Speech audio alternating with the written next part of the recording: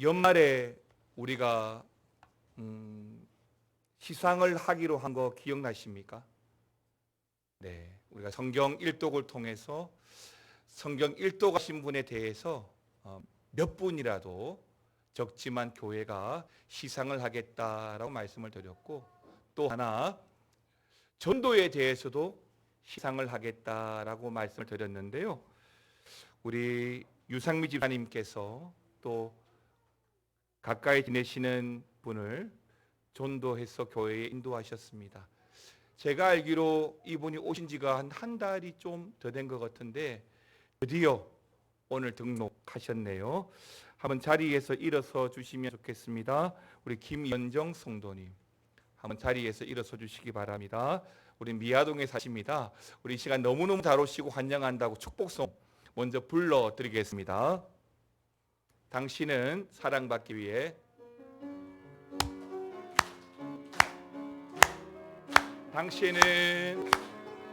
당신은 사랑받기 위해 태어난 사람, 지금도 그 사랑 받고 있지요. 당신은 사랑받기 위해 태어난 사람, 지금도 그 사랑 받고 있지. 환영합니다. 축복합니다. 참 잘 오셨습니다. 끝나고 나시면 우리 세걸 부장님과 제 방에 오시면 되겠습니다. 카메라가 여기만 있어가지고 뒤에 계신 분이 김연정 성도님 보지를 못했는데요. 뒷모습만 보시고 끝나고 나가실 때 잘 오셨다고 환영해 주시기 바랍니다. 오늘은 맥추감사 주일입니다. 여러분, 성경에 기록되어진 많은 절기가 있는데요. 오늘날에 교회가 지키고 있는 절기들이 몇 개 있지 않습니까? 부활절도 있고 추수감사절도 있고 또 성탄절도 있습니다. 그런데요, 엄밀하게 말씀드려서 가장 성경적인 절기는 이 맥추절입니다. 구약에는 모두 7가지의 절기가 있습니다. 맨 먼저 유월절이 있고요. 그 다음에 무교절이 있습니다. 초실절이 있고요. 맥추절, 나팔절, 속죄일, 그리고 초막절, 이렇게 7가지의 절기를 구약의 7대 절기다라고 말씀을 드립니다. 여기서 오늘 이 맥추절은 다른 말로도 표현을 합니다. 7.7절 또는 오순절이라고 하는데요. 그러니까 6월절이 지나고 나서 50일째 되는 날, 한자로 5, 10순자를 써서 오순절이라고 하기도 하고, 그래서 맥추절은 다른 말로 오순절, 신약시대에 와서는 맥추절이라는 말보다는 오순절로 더 많이 사용되고 있었습니다. 또 다른 말로 77절이라고 한다고 했는데, 여러분 일주일이 7일이잖아요. 그래서 77절, 7 곱하기 7 하면 49일인데 바로 그 다음 50일째 되는 날, 오순절, 바로 그 날을 77절이라고 하기도 하는 것입니다. 여러분, 이 맥추절 이 시기에 이스라엘은 계절적으로 봄을 맞이하고 있습니다. 그리고 이 시기에 이스라엘에는 두 종류의 기후가 왔다 갔다 하는데요. 하나는 남풍으로 인한 건조한 사막 날씨가 있기도 하고, 또 하나는 북풍으로 인한 비를 몰고 오는 날씨가 있기도 합니다. 그리고 이때의 바람은 당연히 이스라엘의 날씨를 좌우하게 되고, 이 날씨가 결국 이스라엘의 강우량과 각 가정이 짓고 있는 그 농사의 그 수확량도 결정하게 되는 것입니다. 때문에 날씨에 따라서 어떻습니까? 한 해의 농사를 풍족하게 지을 수도 있고 반대로 궁핍하게 보낼 수도 있는 거죠. 초실절, 그러니까 6월절이 지난 첫 번째 주일이 초실절인데요. 이 초실절이 지나서 이 오순절, 오늘 맥추절이 되기 전까지 이스라엘은 이런 날씨가 남풍과 북풍으로 엎치락 뒤치락 하면서 비가 오기도 하고 건조하기도 하고 이를 반복하게 되는 것입니다. 아시는 대로 비가 너무 많이 오면 어떻게 됩니까? 농작물이 상하게 되죠. 또 적게 와도 농작물이 시들어서 열매를 거둘 수가 없습니다. 반대로 해가 너무 많이 쬐어도 문제가 되고 해가 적게 쬐어도 문제가 되는 것이죠. 보통은 6월절 첫 번째 맞이하는 초실절, 그 초실절에 처음 익은 보리단을 베어서 성전으로 가져와서 예루살렘 성전에 바치게 되는데요.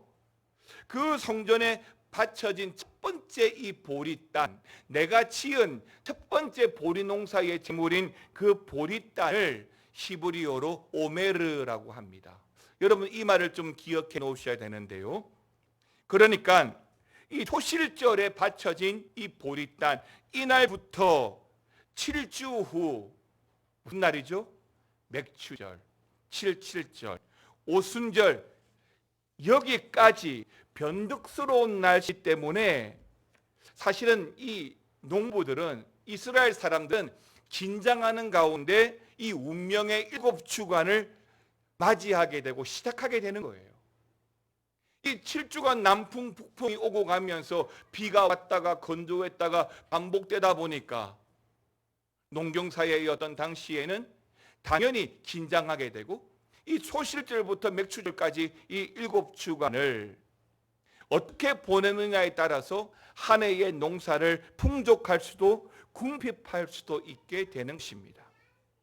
그래서 이스라엘 백성들은 초실절 이후에 맥추절까지 1일이 지나면 오메르 1, 2일이 지나면 오메르 2, 3일이 지나면 오메르 3, 48일이 지나면 오메르 48, 49일째가 되면 오메르 49라고 하는 것입니다. 마치 수능을 앞둔 그 수험생들이 조마조마한 마음으로 우리 D-Day를 향해서 하루하루 카운트를 하듯이 그렇게 숫자를 세어가면서 이스라엘 백성들은 그 맥추절을 기다려왔던 것입니다. 여러분 신명기 16장 9절 10절 말씀 같이 한번 보시겠습니까? 읽겠습니다. 7주를 셀지니 곡식의 낫을 대는 첫날부터 7주를 세어 내 하나님 여호와 앞에 7.7절을 지키되 내 하나님 여호와께서 내게 복을 주신 대로 내 힘을 헤아려 자원하는 제물을 드리고. 아멘입니다. 때문에 이 7.7절 맥추절에는 하나님께서 복을 주신 대로 우리가 정성껏 예물을, 헌금을 하나님께 드리는 것입니다. 왜냐하면 그 운명의 7주간을 통해서 하나님께서 날씨를 지켜주시고 우리 가정을 지켜주셨다라고 하는 그 감사의 고백이 이 7.7절 맥추절을 통해서 드리는 이 예물 가운데 고백하고 또 제물 삼아 하나님께 드린 것이기 때문입니다. 우리가 이 맥추절을 통해서 우리가 교훈 삼아야 할 몇 가지가 있습니다. 그 첫 번째가 바로 쉐마입니다. 쉐마, 여러분 많이 들어보셨을 텐데요, 히브리어로 들으라라는 뜻입니다. 자, 그렇다면 이스라엘 백성들이 이렇게 하루 이틀 숫자를 세워가면서 맥추절을 기다리는 동안 당시 그들은 어떤 자세로 그 맥추절을 기다렸을까요? 여러분 다시 신명기 11장에 있는 말씀 보겠습니다. 13절에서 14절까지의 말씀을 한 번 더 볼 텐데요, 뜻을 잘 살피면서 이 두 절의 말씀 같이 읽겠습니다. 내가 오늘 너희에게 명하는 내 명령을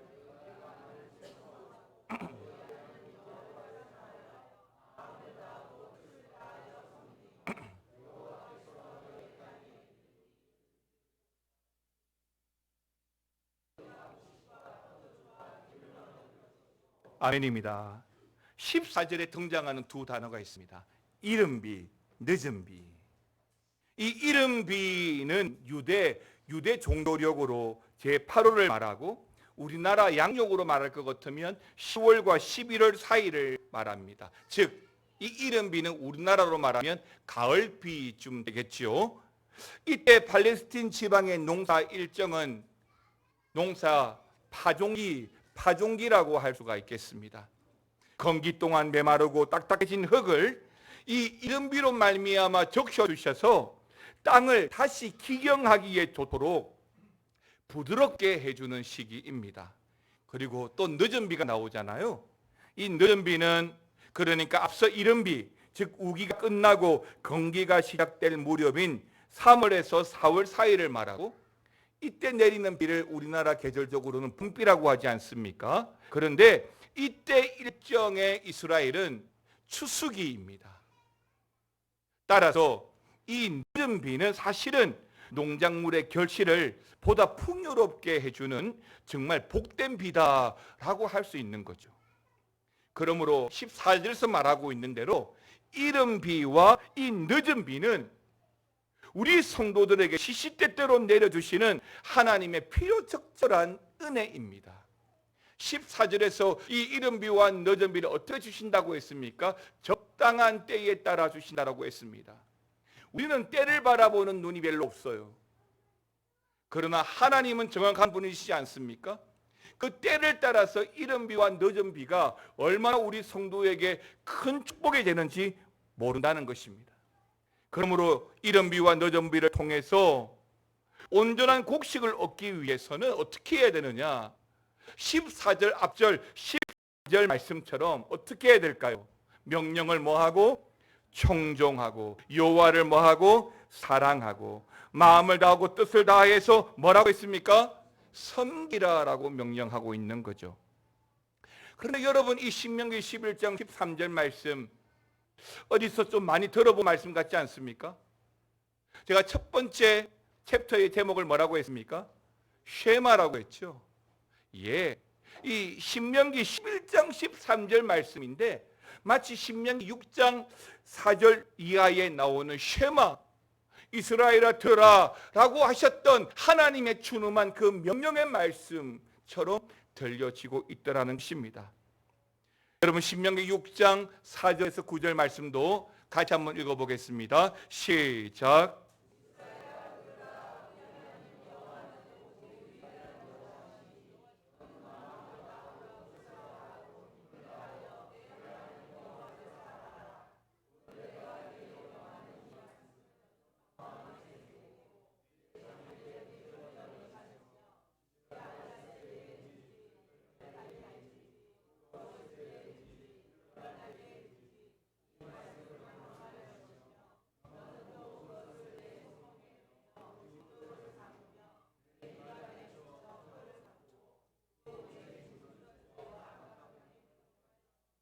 아멘입니다. 6장 4절에서 이스라엘아 들으라, 바로 이 말씀이 쉐마예요. 그런데 하나님께서 준엄하게 이스라엘아 들으라 하시고 듣기를 원하는 그 말씀이 뭐죠? 4절 말씀 다음에 나오는 5절까지의 말씀이죠. 그러니까 우리 하나님 여호와는 오직 유일한 하나님이시니 너는 마음을 다하고 뜻을 다하고 힘을 다하여 내 하나님 여호와를 사랑하라는 이 말씀인 거예요. 그래서 6절 이하에서는 이 말씀을 어떻게 해요? 내 자녀에게 부지런히 가르치고 앉았을 때든지 누웠을 때든지 일어날 때든지 이 말씀을 우리 입으로 강론할 것이고, 내 손목에 붙이고 내 이마 미간에 붙이고 내 문설주와 바깥문에 붙여서 이 말씀을 수시로 보고 또 보고 외우고 또 배워서 이 하나님, 우리 하나님이 어떤 분인지를 우리가 알고 살아가라는 거예요. 그렇습니다. 맥추절의 의미는 이 쉐마에 있는 거예요. 사랑하는 성도 여러분, 믿음으로 살아가는 우리 성도들도 하나님으로부터 복받기 원하잖아요. 그런데 우리 기독교는 엄밀하게 말씀을 드려서 하나님께 뭔가를 받는 종교라기보다는 하나님께 드리는 종교예요. 예배를 드리고 우리 삶을 드리고 우리 인생을 드려서 우리 재물을 드려서 그로 말미암아 하나님의 복을 받는 거죠. 그런데 하나님께서 우리에게 주신 약속이 뭐예요? 이 쉐마예요. 그러니까 마음을 다하고 뜻을 다하고 힘을 다해서 하나님 사랑하면 하나님 사랑하면 이른 비와 늦은 비로 적당한 때에 복을 주시는 하나님이신 줄 믿으시기 바랍니다. 두 번째가, 그래서 여러분 이 운명의 7주간, 초실절 이후에 백추절까지 이 운명의 7주간, 이 운명의 카운트다운이 시작되어지는 그 7주간, 변덕스러운 날씨로 말미암아 긴장하고 바라보게 되는 그 7주간은 말씀드린 대로 그 오메르, 그 보리단, 그 오메르의 계수법에 따라서 날짜를 세고 있는 그 7주간은 오늘 이 신명기 말씀을 통해서 이스라엘 백성에게 주어진 그 명령은 바로 들으라 이스라엘아 쉐마였던 것입니다. 하나님 말씀에 청동하고 하나님을 사랑하고 하나님을 섬기되 어떻게 해요? 내 마음과 내 뜻을 다해서 섬겨야 한다라고 말씀을 드립니다. 내 기분대로 신앙하고 예배하는 것이 아니라 온 마음과 뜻을 다해서 하나님을 섬기고 하나님을 사랑하라고 우리에게 말씀해 주고 있는 거예요. 사랑하는 성도 여러분, 우리 하나님 사랑하십니까? 그 사랑하는 그 마음이 얼마나 중요한지 몰라요. 그리고 바로 그 명령, 그러니까 맥추절을 기다리는 이스라엘 농부에게 주어진 이 명령은 오늘날 살아가는 우리 성도들에게도 동일하게 주어지는 명령이고 말씀인 줄 믿습니다. 우리도 많은 시간을 통해서 때를 따라 기다리고 있지 않습니까? 하나님의 응답을 기다리고 하나님의 도움을 기다리고 하나님의 축복을 기다리고 있습니다. 또 운명을 결정짓는 중요한 기로에 서 본 적도 있을 것이고 앞으로도 얼마든지 그런 기로에 서 있을 수도 있을 것인데 바로 그 순간, 그때 우리가 해야 할 일은 쉐마, 하나님의 말씀을 듣는 것인 줄 믿습니다. 하나님을 사랑하는 것이죠. 하나님을 섬기되 마음과 뜻을 다하여 섬기는 것이 바로 그 운명의 순간을 견뎌내고 이겨내는 유일한 방법이라는 것을 믿으시기 바랍니다. 사랑하는 성도 여러분, 하나님 사랑하는 마음, 그 마음 가지고 참고 견디고 이기고 살아가면 넉넉히 부어주시는 하나님의 응답과 축복을 우리가 경험하게 되는 줄 믿습니다. 세상의 지식, 세상의 처세술, 세상의 윤리와 도덕은 정말 달콤하게 내 귀에 그럴듯하게 들려집니다. 학교에서 배웠습니다. 세상 사람들로부터 들어왔습니다. 그래서 너무 당연하게 달콤하게 주어지지만 그런 소리에, 그런 말에 귀를 기울이기 시작하면 결코 인내를 통해서 얻어지는 하나님의 풍성한 우리 인생의 열매를 얻을 수 없을 겁니다. 오직 하나님의 진리, 하나님 사랑의 그 말씀만이 우리에게 이 오순절과 맥추절의 풍성한 열매를 얻도록 인도해 주시는 것입니다. 사랑하는 성도 여러분, 우리 하나님은 참으로 신실한 하나님이십니다. 약속의 하나님이시죠. 열매를 약속하시는 하나님, 언약의 하나님, 새 시대를 약속하시는 하나님이시기 때문에 우리는 어떻게 해요? 기다리고 또 기다리는 거죠. 마치 운명의 7주간을 기다리는 것처럼 우리는 우리의 인생을 통해서 기다리고 기다림으로 하나님의 응답의 삶을 살아가야 될 줄 믿습니다. 이사야 55장 3절은 우리에게 이렇게 말합니다. 너희는 귀를 기울이고 내게로 나와 들으라. 그리하면 너희의 영혼이 살리라. 내가 너희를 위하여 영원한 언약을 맺으리니 곧 다윗에게 허락한 확실한 은혜이니라. 아멘입니다. 들으면 산다라고 했습니다. 이것이 맥추절의 교훈인 줄 믿습니다. 두 번째는 맥추절은 새로운 시대, 성령의 시대를 우리에게 말씀해 주고 있습니다. 구약의 맥추절과 오순절이 신약 시대로 넘어와서 우리가 아는 대로 오순절 성령 강림의 역사가 일어나는 절기가 되었습니다. 사도행전 2장 1절에서 4절까지 말씀인데요, 같이 한 절씩 같이 한번 읽어보겠습니다. 오순절 날이 이미 이름에 그들이 다 같이 한 곳에 모였더니 호연히 하늘로부터 급하고 강한 바람 같은 소리가 있어 그들이 앉은 온 집에 가득하며 마치 불의 혀처럼 갈라지는 것이 그들에게 보여 각 사람 위에 하나씩 임하여 있더니 그들이 다 성령의 충만함을 받고 성령이 말하게 하심을 따라 다른 언어들로 말하기를 시작하니라. 아멘입니다. 여러분, 이 사도행전 2장 1절과 4절의 말씀은 어떤 사건입니까? 성령의 사건이에요. 처음으로 성령의 역사를 경험한 거예요. 예수님께서 십자가 사건과 부활 그리고 성천하시면서 약속하셨던 그 보혜사 성령을 처음으로 경험한 그 사건이 사도행전 2장에 나오는 이 성령 충만한 사건입니다. 처음 경험한 그 하나님은 간질만하게 찔끔 역사하시는 것이 아니라 오순절에 충만하게 기름 부어 주심으로 초대교회가 힘있게 시작할 수 있는 그 근거가 되게 하였죠. 그 성령의 기름 부으심이 있던 그날이 언제라고요? 바로 오순절, 그러니까 맥추절이었던 것입니다. 예수님의 부활 그리고 성천 이후에 제자들이 모인 자리에는 하늘로부터 급하고 강한 바람 같은 소리와 더불어 성령의 역사가 임하게 되었습니다. 성령의 충만함을 받게 되었죠. 우리는 이것을 오순절 성령 강림 사건이라고 말합니다. 신약 시대의 이 오순절 성령 강림은 구약 시대를 거쳐서 예수님의 성육신 사역 시대와 구분되는 말 그대로 새로운 시대가 되었다는 것을 보여주는 영적 기점이 되는 중요한 사건입니다. 그러니까 신약 시대에 와서 예수님의 탄생과 예수님의 십자가와 더불어 이 오순절 성령의 역사는 말씀드린 대로 예수님 이후에 사도들로 말미암아 초대교회가 핍박과 순교를 각오하고 교회를 세워가며 복음을 전하게 했던 그 근거와 이유가 그 기점이 되었던 것이죠. 그렇다면 왜 하필이면 이 오순절에 성령이 강림하셨을까요?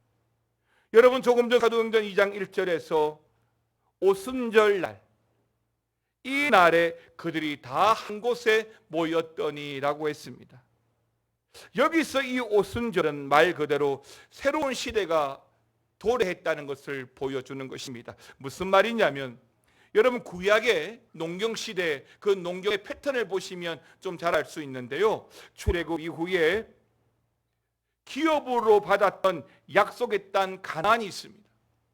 그 가나안을 터전 삼아서 이스라엘은 민족을 이루고 살았죠. 그런데 이 가나안 땅에는 모두 7가지의 농작물, 소산물이 있었습니다. 그 중에 2가지가 곡식, 밀과 보리입니다. 나머지 5가지는 과일입니다. 포도와 무화과와 석류와 올리브와 대추, 야자입니다. 그러니까 초실절에는 여러분 기억나십니까? 유월절 이후 첫 번째 주일에는 오메르, 뭘 드린다고 했습니까? 보리단을 제물로 드린다고 했습니다.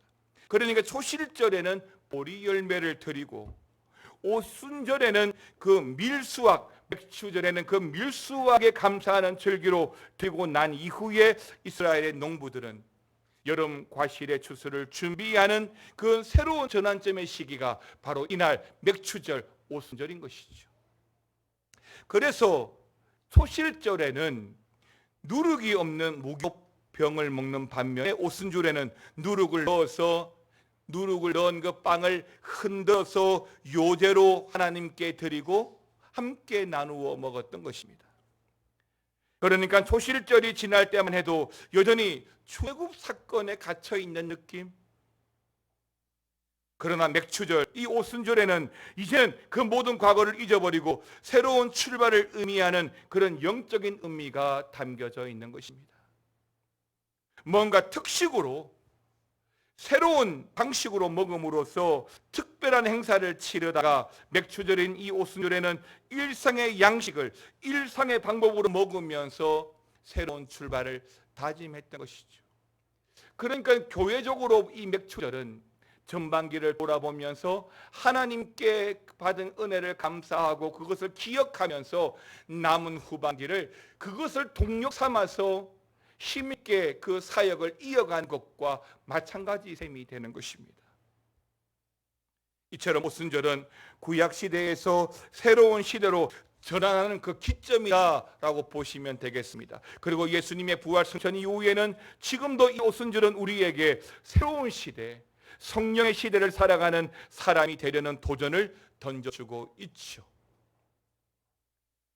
에베소서 4장 22절 24절은 우리에게 이렇게 말합니다. 너희는 유혹의 욕심을 따라서 썩어져가는 구습을 따르는 옛 사람을 벗어버리고 오직 너희의 심령이 새롭게 되어서 하나님을 따라 의와 진리와 거룩함으로 지으심을 받은 뭘 입으라고 했습니까? 새 사람을 입으라고 했습니다. 그런데 새 사람을 입기 위해서 옛 사람을 먼저 벗어버려야 되는데 그 옛 사람이 뭐라고 했습니까? 유혹의 욕심을 따라 썩어져간 구습을 따르는 자들이다라고 했습니다. 유혹의 욕심을 따르는 삶, 그것이 옛 사람의 모습인 것이죠. 예수 믿기 전에는 우리는 다 옛 사람의 삶을 살았습니다. 예수 영접하기 전, 영생을 얻기 전에는 우리는 다 육체의 얼매인 옛 사람의 인생을 살았습니다. 그러나 주님을 영접하고 성령으로 말미암아 우리 모두는 다 거룩함으로 지으심을 받은 새 사람이 되어진 줄 믿으시기 바랍니다. 유혹의 욕심을 따르는 삶이 아니라 모든 것을 버리고 새로운 시대, 사랑과 희락과 화평과 오래 참음과 자비와 양성과 충성과 온유와 절제로 열매 맺고 살아가는 성령의 시대, 새 시대, 새 사람이 되어지는 것입니다. 여러분, 6.25 전쟁 이후에 산속에 숨어 살다가 20년이 지나서 내려온 사람의 이야기가 있습니다. 새로운 시대가 되었음에도 불구하고, 전쟁이 끝나고 새로운 시대가 되었음에도 불구하고 여전히 20년 전 그 옛 시대의 삶으로 산속에 살아간다면 마치 21세기에 갓을 쓰고 다니는 것과 뭐가 다르겠습니까? 성령을 체험하고 성령님을 모시고 새 사람으로 살아간다 하면서 여전히 성령을 거스르는 세상의 유혹의 욕심을 따라 산다면 마치 21세기 조선시대의 갓을 쓰는 것과 뭐가 다를까요? 성령의 옷을 입고 살아가야 됩니다. 갈라디아서 5장에서 말하는 사랑과 희락과 화평과 오래 참음과 자비와 양성과 충성과 온유와 절제로 열매 맺고 살아가야 되는 것입니다. 이것이 오순절 새로운 시대, 성령의 시대를 경험한 자들이 추구해야 될 우리의 인생이라고 믿습니다. 사랑하는 성도 여러분, 맥주절은 쉐마와 또 새 시대, 새 사람에 대해서 우리에게 교훈해 주고 있습니다. 오늘부터 시작되어지는 남은 후반기를 바라보면서 우리는 더욱더 하나님의 말씀을 사랑하고 그 말씀을 듬으로 말미암아 새로운 시대, 새로운 삶, 새로운 인생으로 축복하시는 하나님을 많이 경험하시기를 축원합니다. 고린도후서 5장 17절 말씀을 같이 읽겠습니다. 그런즉 누구든지 그리스도 안에 있으면 새로운 피조물이라 이전 것은 지나갔으니 보라 새 것이 되었도다. 아멘입니다. 이전 것은 지나갔다고 했습니다. 맥주절, 이 오순절에 새로운 시대, 새 사람으로 하나님의 거룩을 입고 살아가시기를 우리 주님의 이름으로 축원합니다. 찬송가 228장을 부르시면서 제3차 성찬 예식을 거행하겠습니다.